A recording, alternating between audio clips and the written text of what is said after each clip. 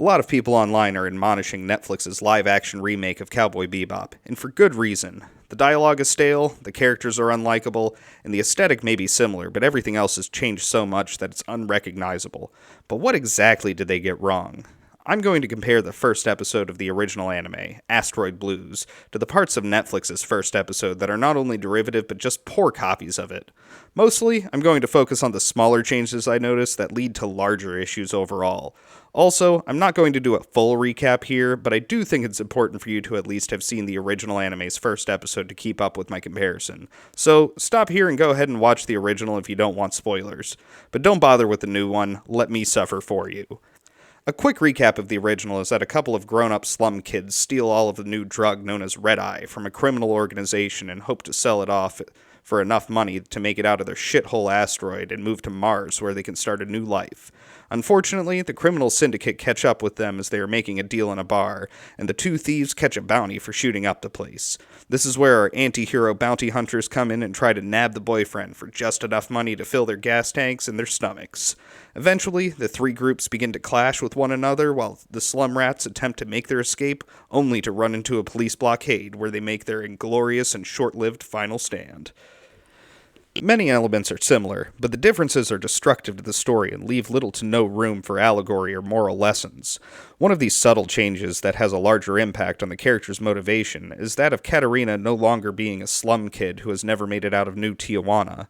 In the new Netflix crap, she's a runaway rich kid who is essentially slumming it to upset her controlling and powerful father. This may seem minute, but it shits all over one of the themes of the original.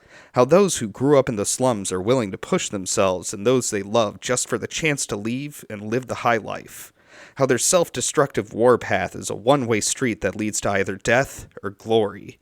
It isn't until their backs are up against the wall and an unstoppable force is blocking their progress that Katarina finally realizes her dream wound up being a nightmare of her own making, built on the corpses of the men killed in their conquest and on the suffering of her lover. But in the end, she has to pay the ultimate price, betraying the man closest to her before an unceremonious death. Additionally, in the original, Katarina is much more involved in the crime right from the get. As soon as the Syndicate cronies shoot up the bar, she pulls out a gun, fires back, and even kills a goon without remorse. Unlike in the Netflix crap, this shows us that she is much more invested in their crime and is willing to go all the way to escape New TJ. Another not-so-subtle difference is that Faye just shows up looking to take Katarina back to her father. She doesn't get introduced for a few more episodes in the original because they knew that she would need to do more than just show up, put a gun to the back of Spike's head, and then piss and moan while being held captive to become a part of the team. And holy shit, if Faye isn't the most annoying person that I have ever seen in any show ever. Real Faye was never meant to be a likable character. She was supposed to be a deconstruction of the femme fatale, and that she was attempting to manipulate and cheat two of the most jaded people in the galaxy, and because of that, her efforts always fell flat. However, when learning of her backstory, and how she was used not only by the medical industry to squeeze every last dime out of her future earnings, but how she was also used by the very doctors who were supposed to take care of her and help her start her new life, you can gain some sympathy for her, or at least understand why she's become so broken and narcissistic. She treats others the way she was treated after being brought back into the world. The strong take from the weak and feeble, and you are either a user or the used. Netflix's Faye is just an annoying cunt. Like, seriously, that's her only real character trait.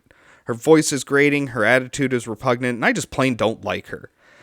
Rather than trying to manipulate her captors into releasing her, she just bitches and moans, and I can't fucking stand it. Fuck the new Faye and fuck those writers for wrecking one of the most important themes just to give her an excuse to show up in episode 1. Yet another small but damning change is how Spike has to explicitly state that they are trying to avoid the Syndicate. In the original, we didn't need to have Spike and Vicious's relationship spelled out in any other way than sepia-toned flashbacks with little to no context. The audience was supposed to be able to put the pieces together and determine Spike's past on her own. But now, Netflix doesn't have any faith in the viewer's intelligence. They have to tell us in the first episode not only who Vicious is, but that he and Spike are rivals, and that Spike is assumed to be dead by the Syndicate, which is particularly disturbing news for Vicious when he finds out he's alive. Part of the enjoyment in many shows is having to finish a puzzle made by the creators when they only give us a few pieces and a handful of clues as to what the full picture should be. All of the mystery will be lost in Netflix's crap when they move all of this to the surface and spell it out to the sheep that the show was made for. Yet another sign of the creatively bankrupt showrunners and executives and exactly how they think of you as merely a consumer. Less of a specific issue, but more of an overall shift in tone, is how every other line has to end with a cheap joke that falls flat. Many of these made me visibly cringe, or at least roll my eyes so hard that I could see my own brain damage. Spike in particular has to crack a smirk after every line read.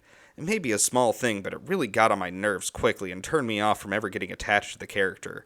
How can I take him seriously if he doesn't take his own lines seriously?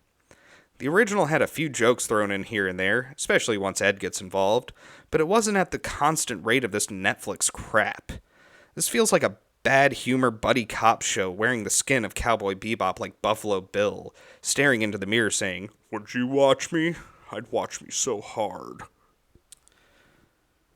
A different allegory that I found in the original, and it may just be me, but there was a story about addiction and how it affects relationships.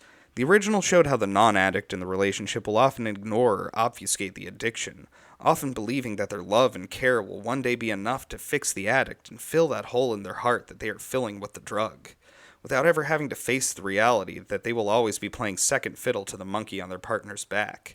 How being complicit in someone else's addiction will damage you just as much as you allow them to damage themselves, and whatever dark hole you allow them to fall into, you may wind up in yourself. There's even a moment when she realizes that the man she loves has deep issues when he yells at her for losing a few vials on the ground. She is struck for a moment, like a deer in the headlights. However, like most addicts' accomplices, she brushes off the outburst thinking it was a one-time deal and will not happen again. He wasn't in his right mind. He just needs more help, just a little deeper before we get out of here, and I can begin to help him. And it isn't until she witnesses him spiral to rock bottom that she gives up and stops him from being able to hurt anyone else. The closest we get to that being in the Netflix crap is where she shakes her head at Asimov as he's about to test the red eye out while standing in the back of a bar. Which, by the way, is a really stupid place to do a major drug deal. At least the original had it happen in the back room, and there was code words and all sorts of other shit to make it happen. In conclusion, this is just another bad reboot made by creatively bankrupt corporate stooges who are willing to commit cultural vandalism in order to push out another product, so the normie sheep can have more content to fill their time while they keep shelling out more dough for more shit content. Streaming services were once seen as the alternative to cable, a place where we hoped creativity would be encouraged, and the corporate overlords would keep their noses out of it so long as the money kept coming in. But greed and ideology have taken over, and the creatives have been pushed out for either yes-men or those who are only interested in purveying their woke idolatry. Now all we have is standard corporate cable or corporate cable on demand. Live-action anime remakes are similar to live-action video game movies in that they rarely work out, and only if great care is taken by the creators.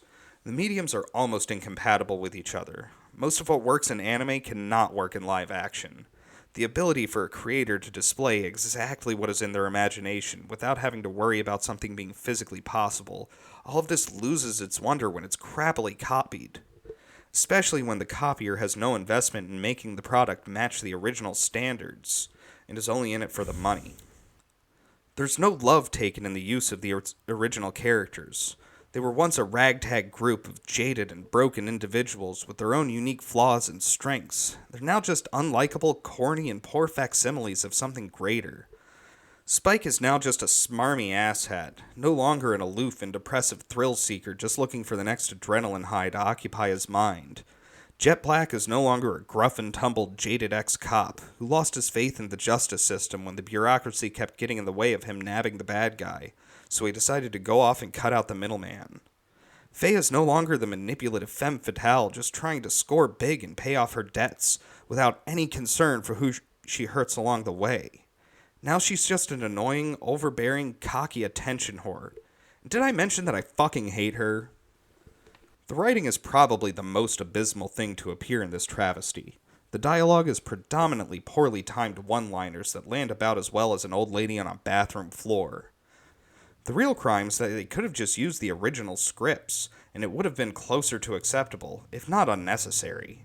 Instead, the writers decided to chop up several episodes, mix them together, and pad it all out with some shit jokes and unconvincing exposition that's supposed to give these characters their own motivation.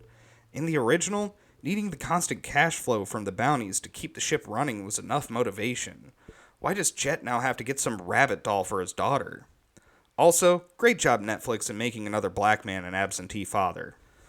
While I love the idea of seeing these companies slowly crash and burn under the weight of their own greed and poor choices, I'd really prefer they didn't crap all over the IPs that I grew up with, and then attack the fandoms that I belong to, labeling us as bigots for calling you out on your blatant destruction of a piece of art. A piece of art that has impacted thousands of people and touched our hearts and minds. One that will live within us for the rest of our lives and perhaps beyond. But no, we're bigots for not congratulating you for taking a shit on something we love. Take my advice. Don't watch the Netflix adaptation of Cowboy Bebop.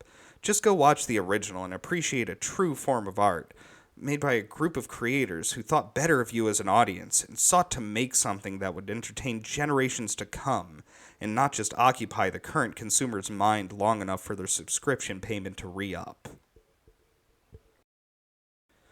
I truly hope you guys enjoyed my criticism, but as of this moment, I'm not planning on critiquing any of the problems in the later episodes of Netflix's Cowboy Bebop. Honestly, I'd be perfectly content in leaving the rest of the show unwatched. However, if you'd like to see more of this, please let me know down in the comments below. Give me a like on this video, and subscribe to see when the next one appears. Seriously, it wouldn't take many of you to convince me. I am willing to suffer for your entertainment. Have a wonderful day, ladies and gentlemen, and never be afraid to speak your mind.